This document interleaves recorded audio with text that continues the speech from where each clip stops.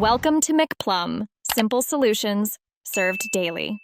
You begin by powering the Xm6 off, then pause. This prevents accidental pairing. Once done, make sure the battery is above 30% or connect the USB-C cable. Resets can take power. You'll use the small reset button near the charging port.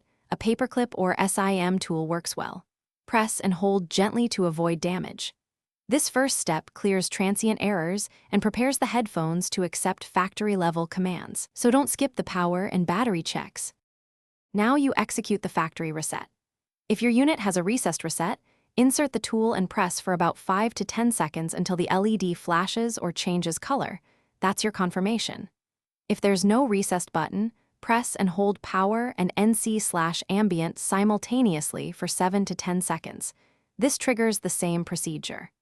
Make sure to watch the LED closely, because the visual cue tells you the firmware is returning to default. This step removes paired device memory and most software glitches. Finally, power the headphones back on and repair them through your device's Bluetooth menu. You'll need to select the Xm6 and accept pairing prompts.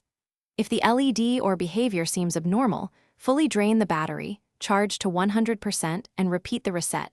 This fixes stubborn states. Once connected, open Sony headphones, connect and install any firmware updates. That prevents recurrence of bugs. If problems persist, note symptoms and contact Sony support, because hardware faults need different handling. Thanks for watching. Stay juicy and subscribe.